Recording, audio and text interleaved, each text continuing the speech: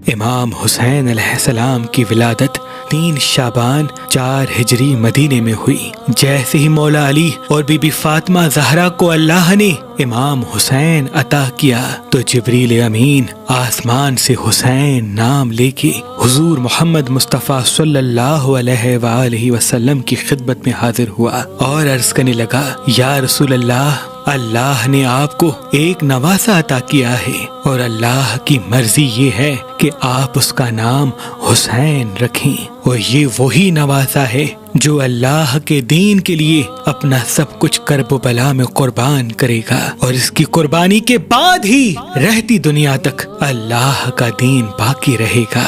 حضور نے جیسے ہی امام حسین کو گود میں لیا تو اپنی زبان امام حسین کے منہ میں رکھتے ہیں اور امام حسین رسول اللہ کی زبان چوستے ہیں۔ تاریخ نے لکھا، اللہ کے رسول اتنی محبت کرتے ہیں جس کی مثال دنیا میں نہیں ملتی۔ رسول خدا اکثر امام حسین کو اپنے سینے پہ سلایا کرتے تھے۔ چھوٹے سے امام حسین جب مسجد نبوی میں داخل ہوتے تو آپ اپنے خطبے کو روک کے امام حسین کو اپنی گود میں لیتے اور منبر پہ تمام اصحاب کو بتاتے کہ اے لوگو پہچانو، یہ میرا نواسہ حسین ہے، ان قریب اس کو میرے دین کے لیے بے جرم و خطا قتل کیا جائے گا۔ اس وقت اس حسین کی مدد کرنا، بس دور بدلتا جاتا ہے۔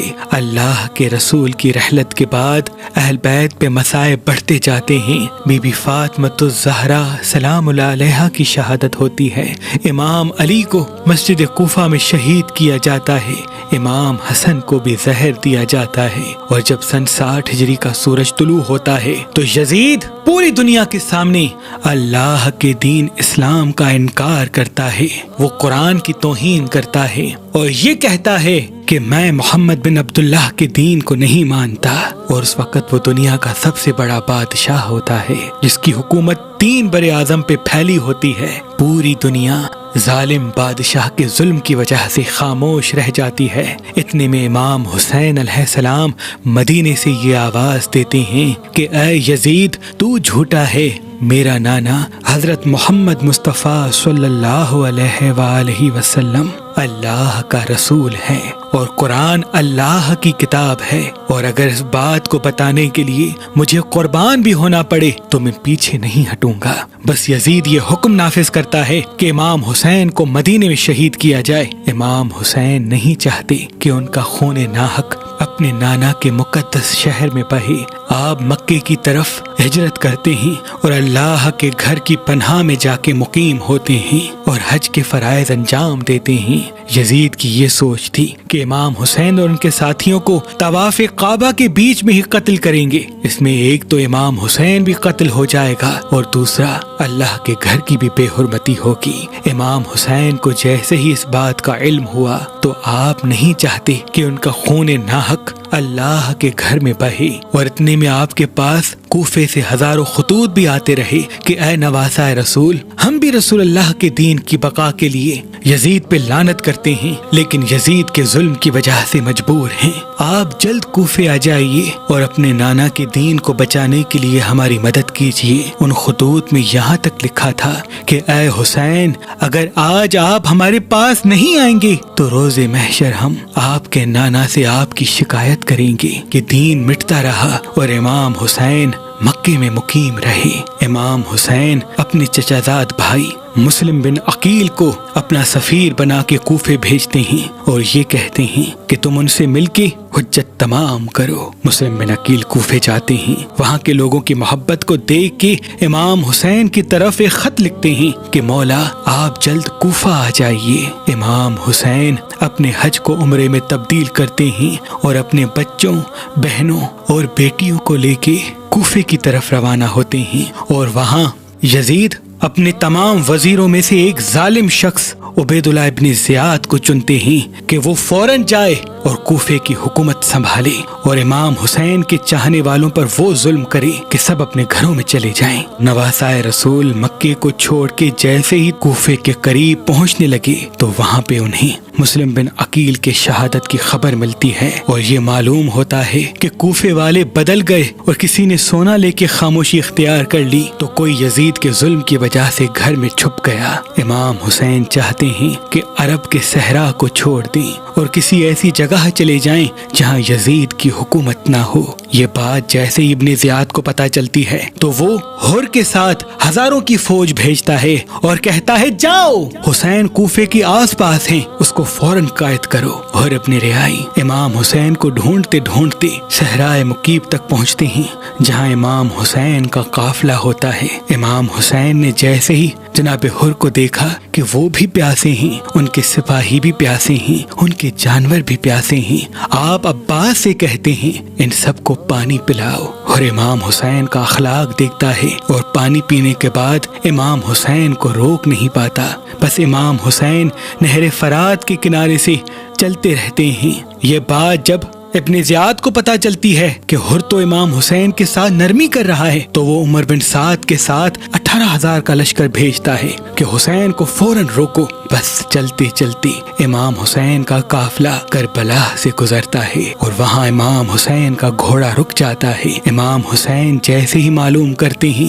کہ زمین کو کیا کہتے ہیں، الگ الگ نام امام حسین کو بتائے جاتے ہیں۔ کوئی نینوا کہتا ہے، کوئی ماریا کہتا ہے اور کوئی بوڑھا شخص آ کے کہتا ہے یہ کرب کی زمین ہے اور اسے کربلا کہتے ہیں۔ امام حسین گھوڑے سے اترتے ہیں، سجدہ شکر کرتے ہیں اور عباس سے کہتے ہیں عباس خیمے لگاؤ، ہمیں یہی امتحان دینا ہے۔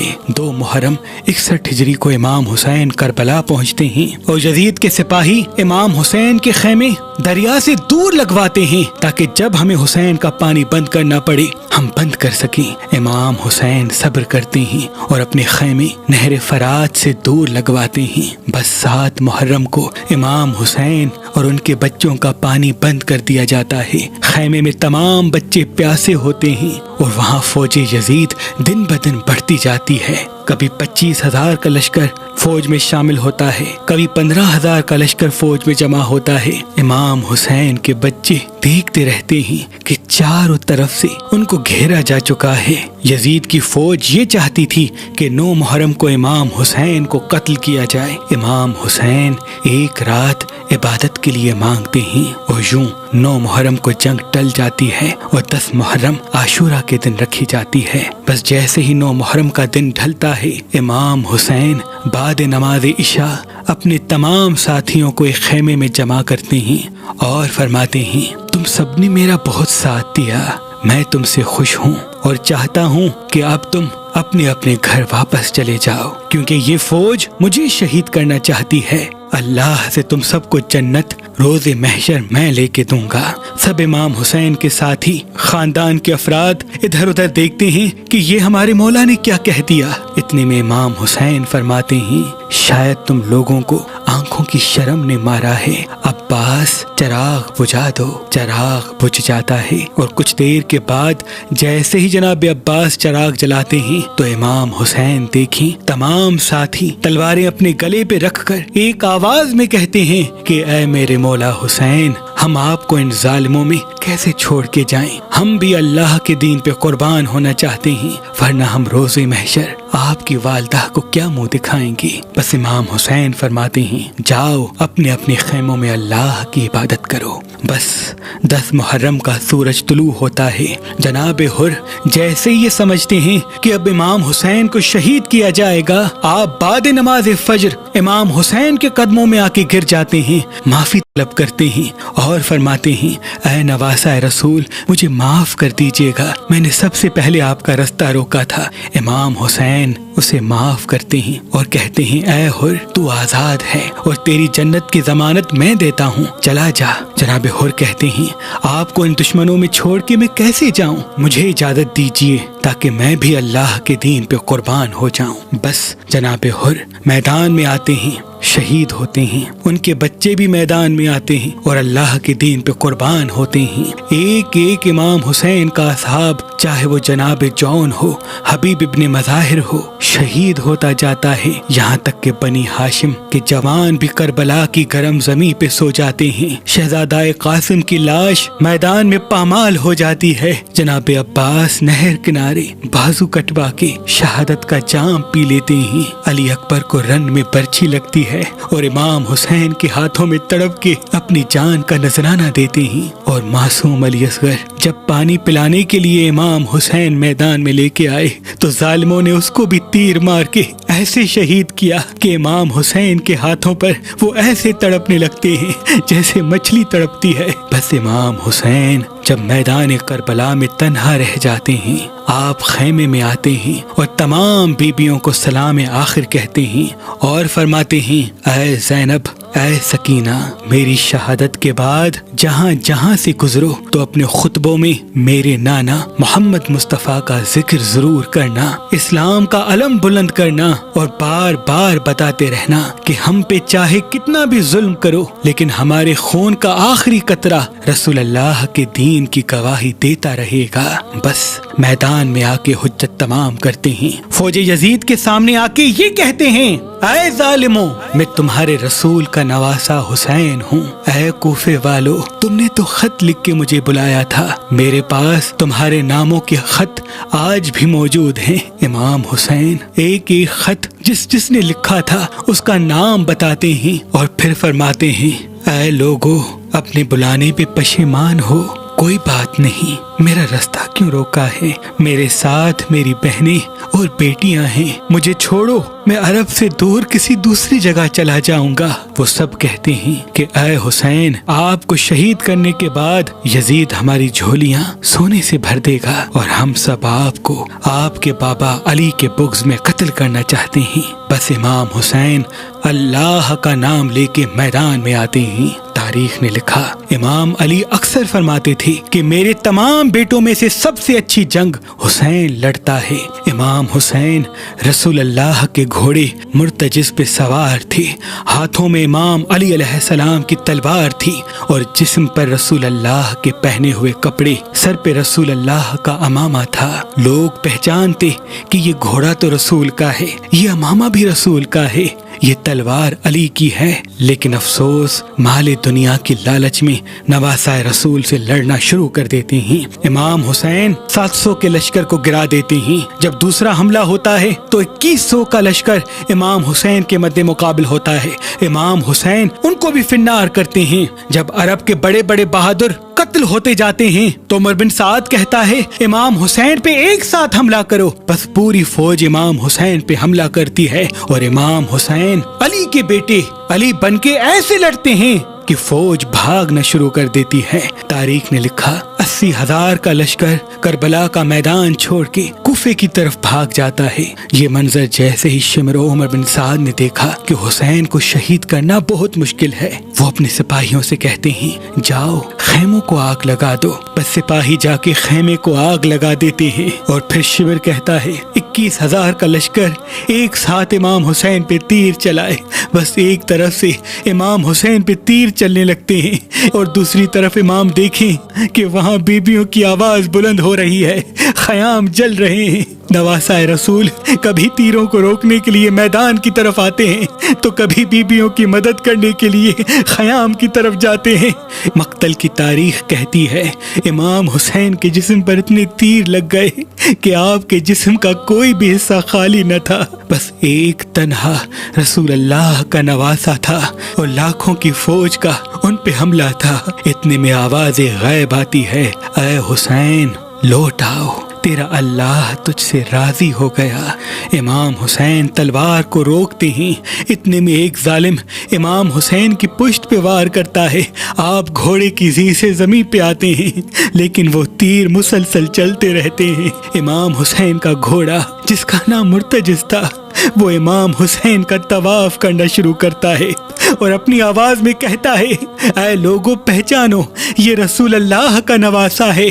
بس ظالم ہنستے رہتے ہیں، وہاں خیام جلتے رہتے ہیں اور امام حسین زمین کربلا پہ اپنی پیشانی رکھ کے اللہ کا شکر کرتے ہیں کہ اے اللہ تیرا شکر ہے، میں نے تیرے دین کے لیے اپنا سب کچھ قربان کر دیا۔ تاریخ کہتی ہے امام حسین سجدے میں تھے، کوئی امام حسین کو تیر مارتا ہے، کوئی نیزہ مارتا ہے، کوئی لاٹھی مارتا ہے۔